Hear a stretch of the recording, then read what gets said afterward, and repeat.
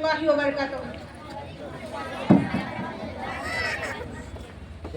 نحمده ونصلي على رسوله الكريم أما بعد فأعوذ بالله من الشيطان الرجيم بسم الله الرحمن الرحيم إن الله وملائكته يصلون على النبي يا أيها الذين آمنوا صلوا عليه وسلموا تسليما اللهم صل على محمد كما صليت على إبراهيم وعلى آل إبراهيم إنك حميد مجيد.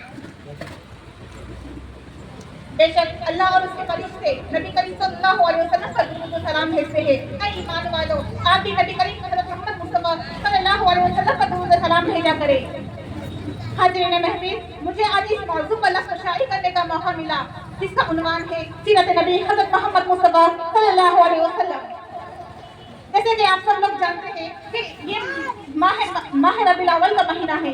اس مہینے میں آپ پیارے نبی حضرت محمد مصطفیٰ صلی اللہ علیہ وسلم تشریف لے آئے. حاضرین محفل، اس ہستی کی آمد ہوئی جس کے بعد ساری کائنات بنائی گئی، یہ عرش و فرش سجائے گئے، یہ دنیا سجائی گئی.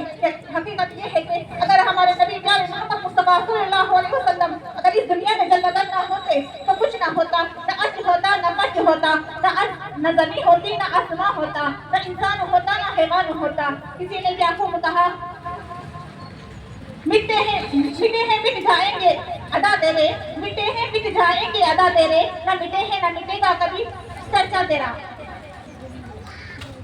ہمارے نبی حضرت محمد مصطفیٰ صلی اللہ علیہ وسلم کے بہت سے معجزے ہیں، مگر ان میں سے چند معجزات میں آپ کے سامنے پیش کرنا چاہتی ہوں. کہ چاند کے 2 ٹکڑے ہونا میرے آقا کا عظیم معجزہ ہے.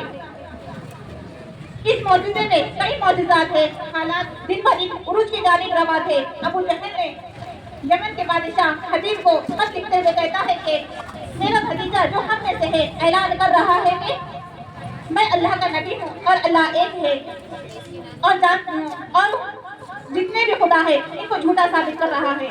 وہ کہہ رہا ہے کہ جو وہ کہتا ہے وہ ہو جاتا ہے، جو اس کو دیکھتا ہے وہ کسی کا بن کے رہ جاتا ہے، وہ جدھر نظر اٹھاتا ہے وہ ہر کام ہو جاتا ہے. تو تو آ کر ہمارے فیصلے کر.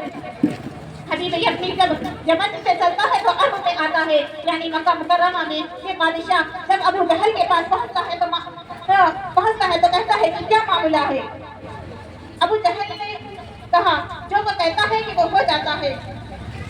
یمنی بادشاہ نے کہا مجھے اس کے پاس لے چل. جب وہ آقا کے پاس دہلیز سے پہنچا، آقا نے نگاہ نبوت سے دیکھا اور اس کو اپنا کر لیا. حاضرین محفل، حبیب کہتا ہے کہ آپ اللہ کے نبی ہے تو میرے 2 سوال ہیں، ان کے 2 جواب دو.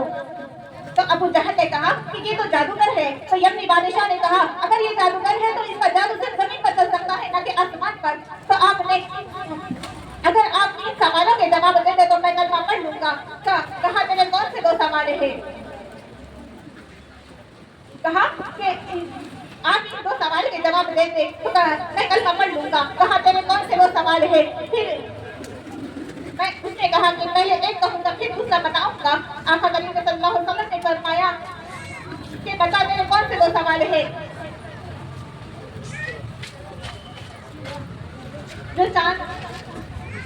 جو چاند کے اس کے 2 ٹکڑے جو چاند ہے اس کے 2 ٹکڑے کر دے میں کلمہ پڑھ لوں گا. میرے آقا کریم صلی اللہ علیہ وسلم نے فرمایا کب؟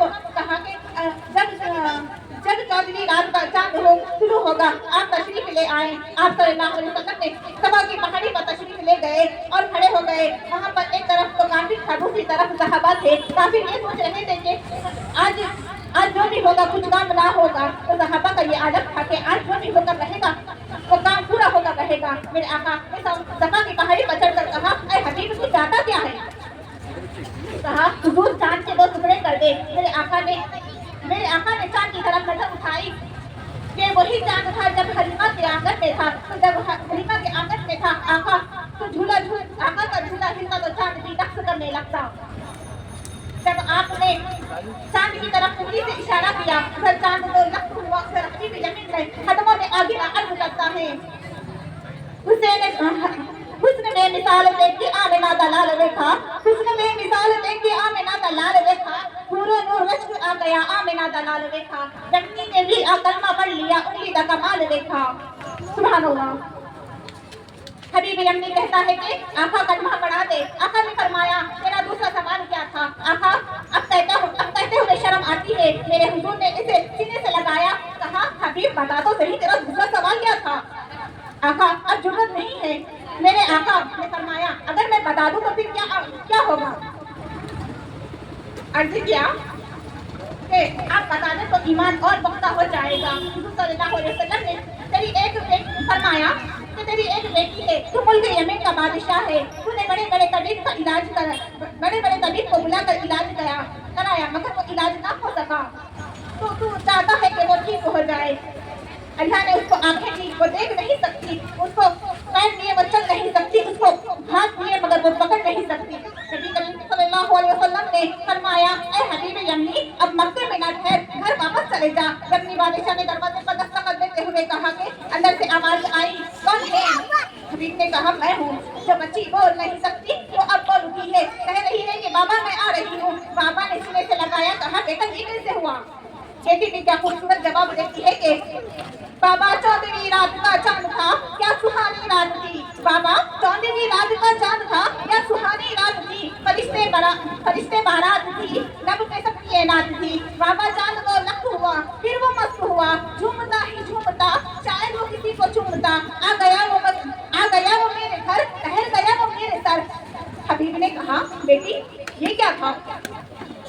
کہا وہ ایک نور تھا۔ بابا نور میں ہی نور تھا، گھر ہمارے دور تھا۔ بابا چاند میں جو نور تھا اس میں کوئی ضرور تھا۔ ارے بابا یمنی سب حیران تھے، چہرے سب کے پریشان تھے۔ بابا پوچھتا ہے بیٹا تو نے غور سے تو دیکھا ہے جو چاند کی اس نور میں تھا وہ کون تھا؟ وہ سوچ کر کہتی ہے کہ بابا آپ روئے آنکھیں عین ساز زلفے جیسے کاپ تھے۔ بابا آپ روئے آنکھیں عین ساز زلفے جیسے کاپ تھے۔ بابا چاند میں تو داغ تھا مگر اس کے چہرے میں صاف تھا۔ بیٹا پھر کیا ہوا؟ کہا جدھر جدھر نظر پڑی دم میں دم آ گیا۔ کہا جدھر جدھر نظر پڑی دم میں دم آ گیا۔ میں مسکرانے لگی، غم میں غم آ گیا۔ بیٹا نام تو پوچھا ہوگا نا؟ کہا غیب سے آواز آ رہی تھی کہ یہ سب کا یہ طبیب ہے، رب کا یہ حبیب ہے، کہ سب کا یہ طبیب ہے، رب کا یہ حبیب ہے، رضیوں کا یہ امام ہے، محمد اسی کا نام ہے۔ یہ خیال کا یقین ہے، محمد بے عیب ہے، اب تو تم بھی مان لو یہ علم غیب ہے۔ سبحان اللہ۔ میں اپنے تقریر کا اختتام ایک اشعار پر کرنا چاہتی ہوں۔ کونین کی آنکھوں کا ستارہ ہے محمد، کونین کی آنکھوں کا ستارہ ہے محمد، یہ ناز ہے کہ ہم کو ہمارا ہے محمد۔ وما علینا الا البلاغ المبین۔ صدق اللہ العظیم۔ السلام علیکم ورحمۃ اللہ وبرکاتہ۔